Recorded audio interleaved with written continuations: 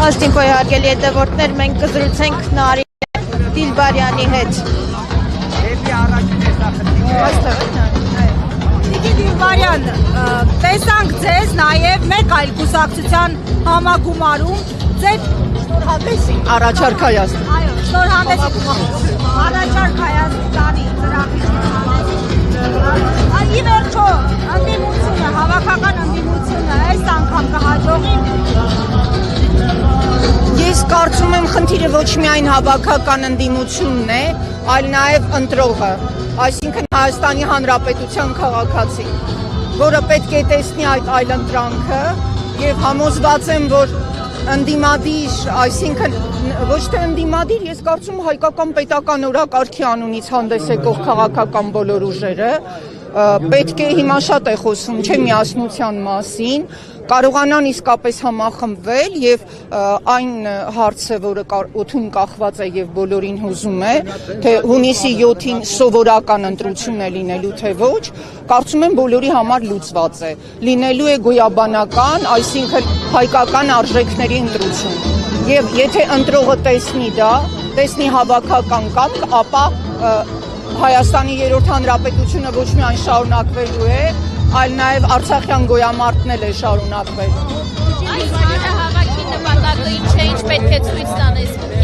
Հանրահավաքի հիմնական նպատակը իհարկե երևի թե կասեն կազմակերպողները, ես կազմակերպողը չեմ, բայց ես կարծում սա եւս հնարավորություն է ընձեռել մեր ընտրողներին կողմնորոշվելու եւ հասկանալու, որ իրենց այս անգամ չեն դավելու։ Եկեք անկեղծ լինենք, շատ քաղաքացիներ մտածում են, որ ընդդիմության որոշ ներկայացուցիչներ իրենց ելնելով են պայքարում եւ բարձրացնել պետական օրակարգը, հուսով եմ միասնությունը նաեւ։ Միասին շարժումը, որը ես ներկայացնում եմ, հուշագրի նախագիծ է առաջ քաշել, որը պետք է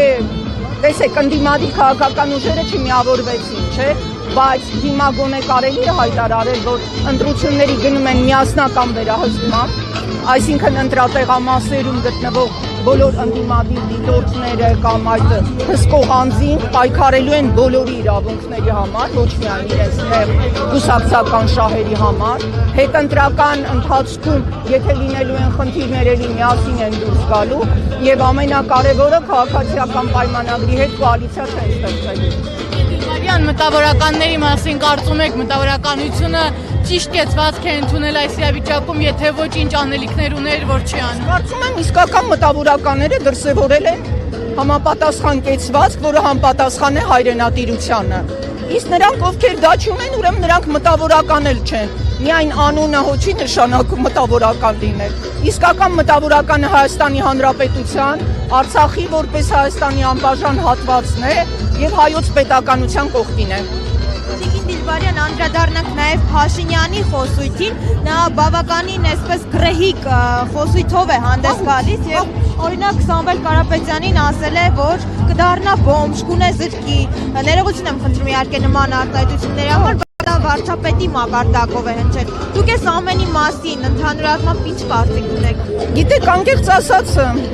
ցասումնալի ընտրություններ են եւ նաեւ նկատելի է ագրեսիայի, հարձակողականության մեծ, այսպես, ալիք ընդդեմ ընդդիմության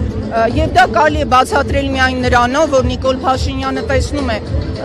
ոչ միայն բազմաբնակարան շենքերում իր առաջ դուռն են փակում, երբ ուզում էին դուրս գալ, այլ նաև այն գաղափարաբանությունը, այն կեղծ Հայաստանի, որի պատկերն էլ իր կրծքին ամրացրել եւ շրջում է, Հայաստանի քաղաքացուն չեն համոզում։ Եվ ժողովուրդը ուզում է ընտրությամբ իշխանությունը վերադարձնել իրեն։ Ինքը բնականաբար դիմադրում է, այստեղից էլ, գիտեք, իսկապես զորեղ, իր հաղթանակին հավատացող մարդը երբեք այդպիսի արտահայտություններ չի օգտագործում, մնաք կալուգացի, չգիտեմ, Սամվել կամ չեմ ասում բոմբ։ Դա նշանակում է, որ իրենք էլ են հասկանում, որ իրենց գաղափարաբանությունը մերժելի է։